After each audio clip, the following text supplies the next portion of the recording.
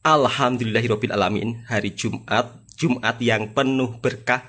Hari ini dibelanja makan-makan sedap dengan bos saya. Masya Allah, ada sotong sambal, ada sayur kubis, dan juga nasi putih. Jom buat sahabatku jemput makan semuanya. Bismillahirrahmanirrahim. Assalamualaikum warahmatullahi wabarakatuh. Apa kabarnya sahabatku semua? Semoga di siang hari ini sehat semua. Alhamdulillah, kebetulan hari ini sudah rehat kerja dan alhamdulillahirrabbilalamin. Jadi tak henti-hentinya Bang Toha ucap syukur alhamdulillah. Sebab kalau di Malaysia ini ketika hari Jumat itu Masya Allah, bos itu selalu berbelanja makan makanan sedap. Dan juga nanti siang pun kadang-kadang juga akan beli kue mui ataupun es cendol.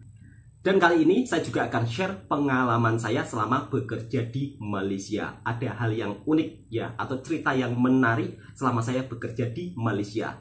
Sotong atau cumi-cumi ini merupakan makanan kegemaran orang Melayu, orang Indonesia juga sangat suka dengan sotong. Tapi kawan saya daripada Bangladesh dan juga Pakistan tidak suka dengan sotong.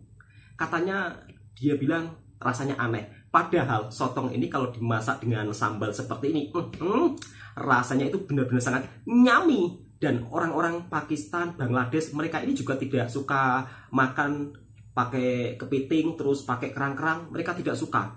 Bahkan kadang-kadang dibilang haram, haram, haram, seperti itu. Dan kadang-kadang saya ketawa, apa yang haram? Ini benda halal lah, boleh dimakan.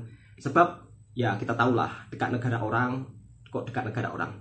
Dekat negara dia orang, mungkin tidak ada masakan seperti yang ada di Malaysia maupun yang ada di Indonesia. Kalau masakan Indonesia dan Malaysia ini ya kurang lebih jenisnya hampir sama. Cuman perbedaan kadang-kadang di sambalnya. Kalau sambal yang ada di Malaysia ini lebih ke manis, tapi kalau sambal yang ada di Indonesia lebih ke pedas sangat. Kira-kira seperti itu. Jadi ini pun sambalnya nampak warnanya merah, tapi kalau dimakan itu tidak begitu pedas. Jadi manis-manis campur pedas-pedas sedikit saja.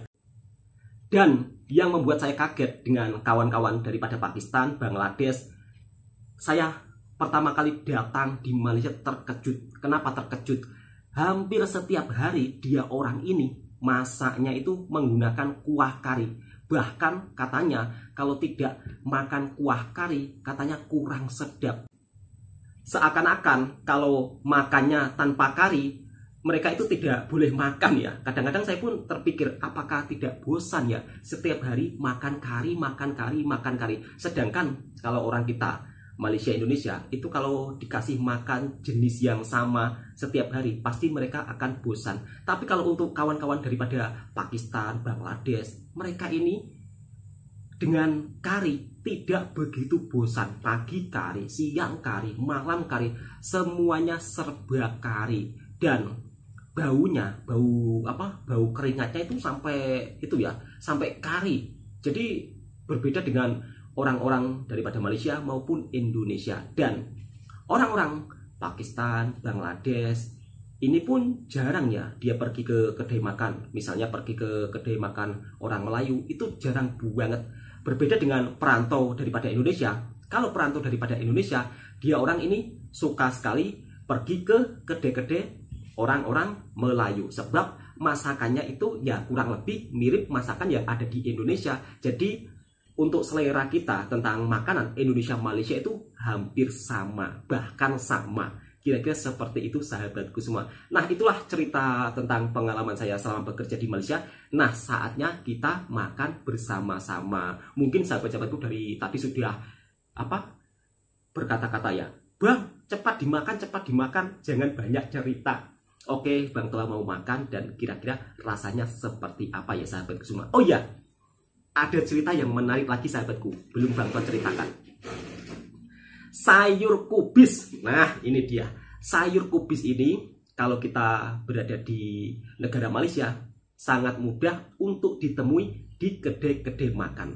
Tapi kalau di Indonesia, di kampungnya Bang Toha, sayur kubis ini biasanya hanya dimasak untuk campuran seperti nasi goreng, mie goreng, terus kue tiaw, terus kemudian bihun goreng. Tapi kalau di Malaysia, sayur kubis seperti ini biasanya akan dimasak sayur kubis kuah kari, sayur kubis masak lemak, tumis kubis, dan berbagai jenis masakan lainnya. Jadi mungkin ini perbedaan ya. Jadi istilah kita saling berbagi informasi. Jadi kalau di kedai-kedai Indonesia, kita kalau cari sayur kubis macam ini agak susah ya. Tapi kalau di Malaysia rata-rata kedai yang menjual makanan pasti akan tersedia sayur kubis. Masya Allah, Alhamdulillah, Jumat penuh berkah. Jom buat sahabatku jemput makan semuanya.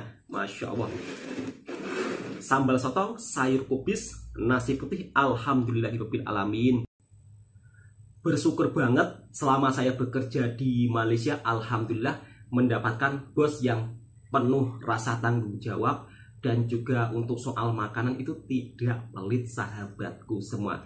Ini pengalaman pribadi saya. Setiap perantau itu punya kisah yang berbeda-beda. Jadi ini real cerita pengalaman pribadi saya selama saya berada di Malaysia. Masya Allah, alhamdulillah. Jom buat sahabatku jemput makan semuanya. Oh iya, lupa lagi, Bang Toha juga mau menjawab pertanyaan-pertanyaan daripada sahabat yang ada di Malaysia.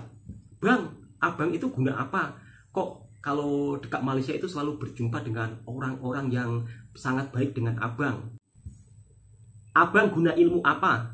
Alhamdulillah sahabat-sahabatku semua, saya tidak guna ilmu apa-apa. Yang saya gunakan adalah pesan daripada orang tua saya atau ibu saya semasa beliau masih hidup. Jadi pada intinya kita harus senantiasa berpikir positif dan senantiasa kita melakukan kebaikan walaupun sekecil apapun sahabatku semua. Insya Allah nanti kebaikan-kebaikan tersebut juga akan kembali kepada diri kita masing-masing. Jadi berbuat baik itu tidak harus menunggu kita punya uang banyak, terus tidak harus kita memberi sesuatu terhadap orang, tidak harus. Pada intinya, sesuaikan kemampuan diri kita. Jadi misalnya kita punya handphone, terus kemudian kita membuatkan video untuk promosikan jualan orang, ya kan, lewat media sosial. Apalagi kalau mungkin media sosial kita pengikutnya banyak, itu juga termasuk membantu. Walaupun kita hanya membantunya lewat video saja. Dan intinya contoh kecilnya seperti ini sahabatku. Misal kata, ada batu yang besar di tengah jalan, kemudian kita singkirkan, itu kan juga termasuk pahala besar dan perbuatan yang baik, dan pada intinya kita juga menyelamatkan nyawa banyak orang. Oke, sambung lagi setelah selesai makan. Jadi banyak cerita menarik daripada pesanan-pesanan orang tua saya semasa masih hidup. Dan ramai yang bertanya, Bang, abang itu waktu masih bujang itu memang hasil uangnya hanya untuk pengobatan orang tuanya saja? Iya, jadi selama saya masih bujang, orang tua saya ini menderita penyakit kencing manis. Jadi ya terpaksa hasil daripada kerja saya ini saya gunakan untuk membeli obat-obatan untuk orang tua saya.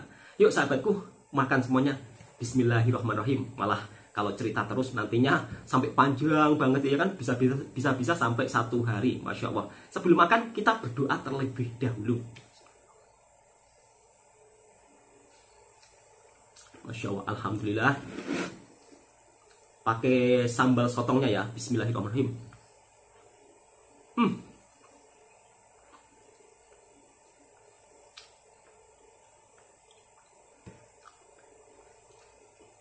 Nikmat banget sayur kubis.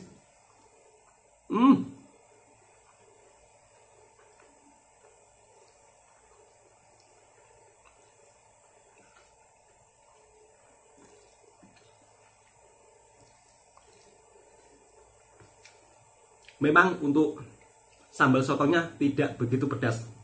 Pedas sedikit dan lebih manis.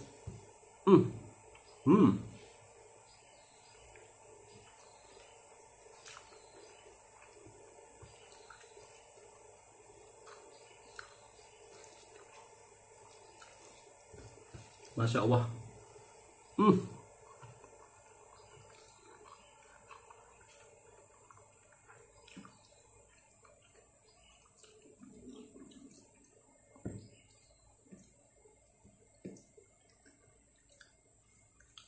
Pasti ada yang bercakap, bang, ada yang kurang.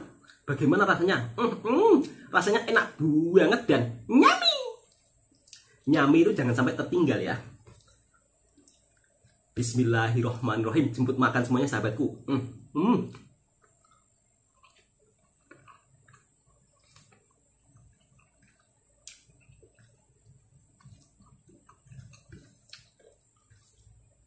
Masya Allah, alhamdulillah.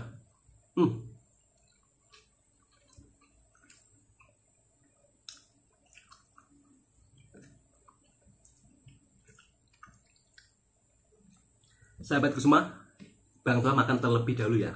Selesai makan nanti kita sambung lagi cerita-cerita. Masya Allah. Alhamdulillahirrahmanirrahim. Nikmat yang begitu sangat luar biasa. Untuk sahabat-sahabatku, kalau bila kita makan, usahakan jangan ada sampai yang terbuang atau yang tersisa nasi kita. Sebab lewat sebutir nasi itu ada sebuah perjuangan yang sangat hebat daripada Pak Tani dan juga para juru masak. Kalau kita makan, kita habiskan sampai licin, pastinya orang-orang di sekeliling kita juga amat terasa senang. Terutama juru masak, terus kemudian Pak Tani, para nelayan. Semuanya ini makan makanan yang kita makan berkat daripada hasil jerih payah atau perjuangan mereka. Jadi mereka berprofesi sebagai seorang petani, penanam sayur. Tentunya kalau pada saat sayur tersebut dimasak kemudian disia-siakan, ya pastinya mereka juga akan sangat amat sedih ya. Padahal untuk menanam sayuran tersebut juga dibutuhkan proses yang sangat panjang. Dan sebaliknya, kalau kita makan terus kemudian dibuang-buang begitu saja, juru masak pun juga amat sangat kecewa ya apabila melihatnya. Kenapa sih sudah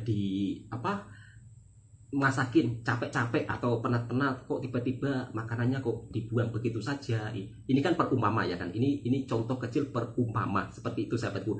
Pastinya mereka kan juga kecewa. Jadi apapun dalam hal makanan, kita harus hargai makanan tersebut sebaik-baiknya. Jadi pada intinya jangan sampai menyia-nyiakan makanan. Itulah ketika saya diberi pesanan oleh orang tua saya semasa orang tua saya masih hidup. Oke, cukup sampai di sini dulu videonya ya. Semoga video ini juga bisa menjadi pesanan dan hiburan yang bermanfaat untuk sahabatku semua. Dan ini adalah cerita kehidupan saya selama saya bekerja di Malaysia. Alhamdulillah, saya mendapat bos yang baik amat begitu sangat luar biasa. Bahkan bos saya ini ya setiap hari ya membelanja makan makanan kalau di saat siang hari ya. Tapi kalau untuk petang kadang-kadang Bang Toha masak. Kalau tak masak pun kadang-kadang kalau ada rezeki, ada uang juga makan di luar sambil untuk menunjukkan suasana perkampungan yang ada di Malaysia maupun makan makanan yang ada dekat Malaysia. Dan lewat video ini Bang Toha ingin mempunyai banyak teman-teman daripada Malaysia, Indonesia, dan teman-teman yang ada di seluruh dunia yang telah mungkin menonton videonya Bang Toha. Jadi lewat video ini kita bisa saling bersilaturahmi, bisa saling berkawan, ya kan? Jadi intinya kalau di dalam hidup ini alangkah baiknya kalau kita banyak kawan daripada banyak musuh. Kira-kira seperti itu. Semoga video ini juga bisa menghiburkan para sahabat-sahabatku. Dan jangan lupa kiranya sahabat-sahabatku suka dengan kontennya Bang Toha, tekan tombol merahnya, subscribe, like, komen, dan bagikan ke sahabat-sahabat Anda. Ini adalah real pengalaman cerita pribadi saya selama saya menjadi seorang TKI Malaysia dan juga bekerja di Malaysia bukan hampir lagi ya, sudah puluhan tahun. Walaupun tidak kaya, setidaknya untuk nafkah untuk anak istri alhamdulillah tercukupi. Alhamdulillah biarpun sedikit asal membawa manfaat dan berkah. Soal sukses atau tidaknya kita serahkan terhadap yang kuasa saja. Kira-kira seperti itu. Yang setuju silahkan tulis di kolom komentar. Kita hanya sebagai manusia biasa, hanya bisa berencana. Selepasnya Allah yang menentukan. Assalamualaikum warahmatullahi wabarakatuh.